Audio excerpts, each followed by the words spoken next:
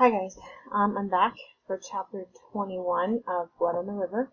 So, hopefully you have done your figurative language or you've worked on a couple of them and then you're ready to do the next set, okay?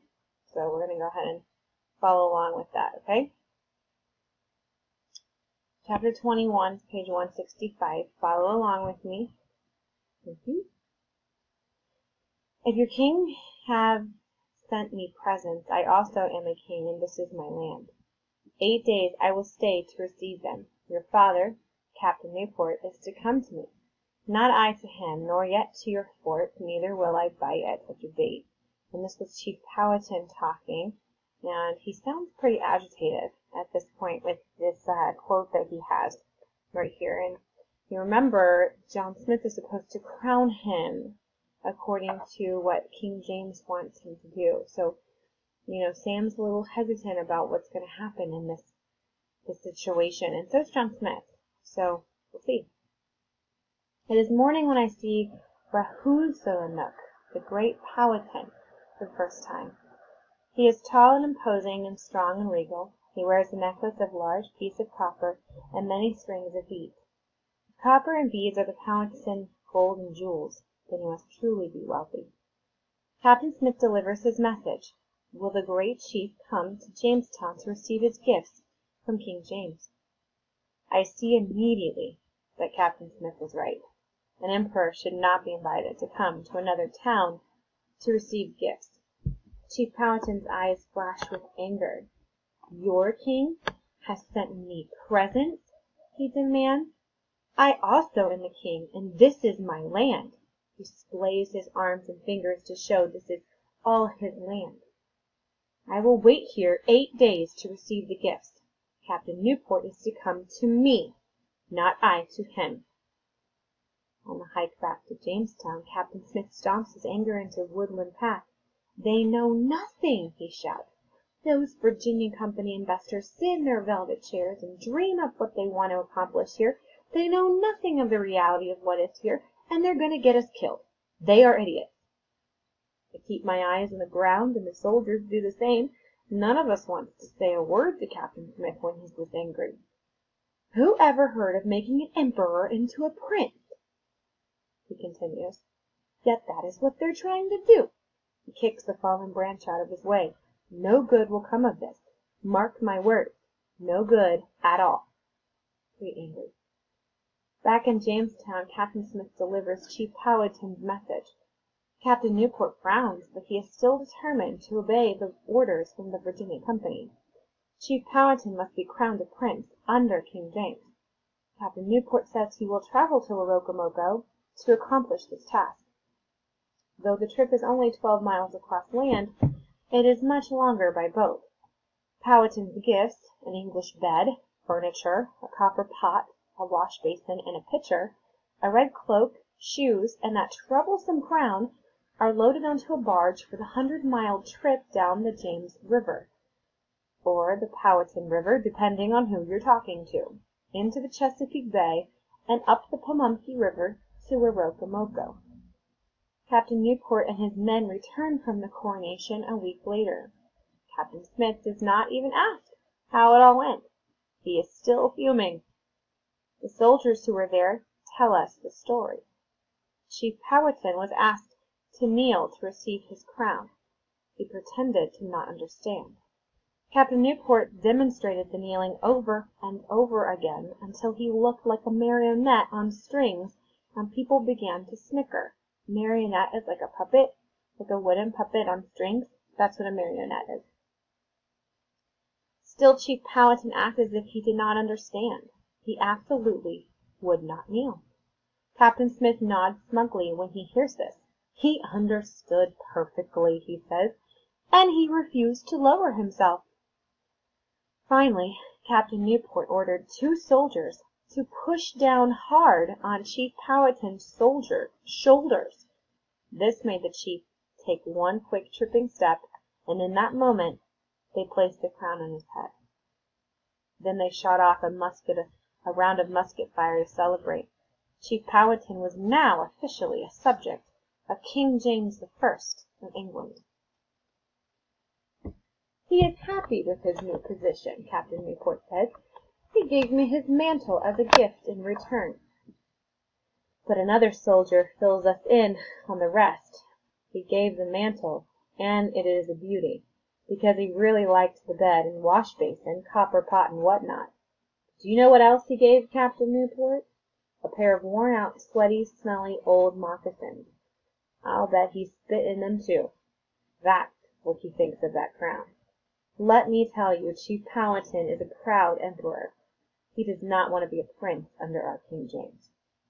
Especially not after he had heard from Namatak that King James is a short, flabby, weak man with no teeth and the strongest body odor in London. I had a bad feeling in the pit of my stomach. It has all been a big mistake. A mistake we cannot undo. What will happen now? I asked Captain Smith. Trouble, he says, his anger smoldering. Trouble that we will have to bear, while the fools who gave those orders sit in their comfortable homes in London, and while Captain Newport sails safely back to England. The first thing we get is not trouble, but a wedding. Anne has permission to marry, and she has said yes to John Leyden. I am convinced she made a good choice. One night when it rained so hard all of our cabins were flooding, and John Leyden was outside, Master and Mistress Forrest's cabin, while Anne lives digging a trench instead of trying to save his own cabin from the flood. I believe he will be a good husband to her. We gather in the chapel, Anne in her burgundy Sunday petticoat and yellow bodice, and John in his just-washed shirt with a blue doublet. Reverend Hunt performs the service, and we have a good meal afterward with several chickens sacrificed for the celebration. The trees surround us with their fall leaves and blades of red and orange and yellow, as if they, too, are celebrating the first English wedding in the New World. Reverend Hunt is in good spirits for the wedding, but he has been feeling poorly off and on for months now. It is as if the summer sickness never left him. He has the headaches and fevers that sometimes send him to his bed. A few days after the wedding, Reverend Hunt takes to his bed again. Richard takes good care of him, but I also check on him often to see if he needs water or food or other comfort. I wonder if there's some food or herb or medicine that I can bring him that will heal him this time, the way the eggs and meat and wine healed him before. One day when I check on him, he asks me for some water. His hands shake as he takes the goblet from me. He drinks and then looks me in the eye. Samuel, you will not always be a servant, he says. You will do something far greater than that. I'm surprised by this sudden announcement. I shake my head. I am an orphan, the son of dead peasants. Of course I will always be a servant. What else could I be, I wonder? You must learn from what you see around you, he says. Learn from Captain Smith, President Smith. Do you know why he is well liked as president, while President Wingfield and President Ratcliffe were not? I know the answer because I have already thought about it. It is because Captain Smith cares about all of us, I say. The other leaders cared only for their own comfort and their own gain, and for the gain of a few of their friends. Reverend Hunt nods. Good. You are already learning. This is important for you to remember, because I will not always be here to remind you. He lies back down and closes his eyes. But if I will not always be a servant, what will I be? I ask. Could I become a soldier, even an officer like Captain Smith? Reverend Hunt smiles with his eyes closed. You will see, he says. Remember what we have talked about here. And remember that you will always know the right decision, because it's when you choose from love. He looks as if he has talked enough, and I take a rag and wring it out in a bowl of cool water and lay it on his forehead. He is so pale and seems so weak. It is the worst I've seen him. My chest feels heavy with sadness. Reverend Hunt was the first person I opened my heart to after it was closed up tight when my mom died. I can't stand to see life slipping away from him like this. I wonder if I might lay my hands on his head and pray, and keep his soul from leaving his body the way he did for me many months ago. But I realized, if God is ready to take Reverend Hunt up to heaven, it's not my business to try to stop him. Would you like some supper? I asked Reverend Hunt quietly. He shakes his head slightly. I touch his hand and leave him to rest. Reverend Hunt does not leave his bed again. Richard and I keep a vigil, one or the other of us checking on him each hour. Finally he stops asking for food or water. and wants only to lie still.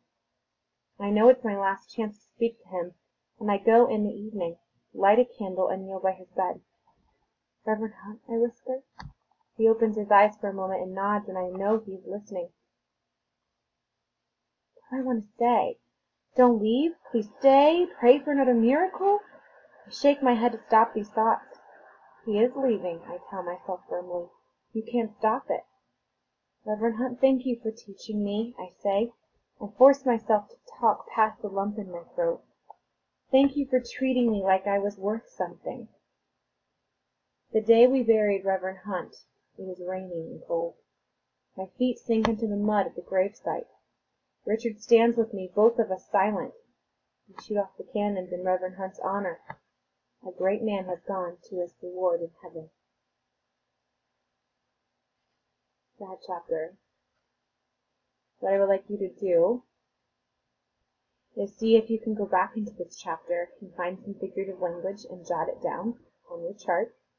And then I would like you to complete day 11 journal entries, blue and orange. Okay? And we'll have to discuss this tomorrow when we're together again. Sad chapter. It's the end of chapter 21.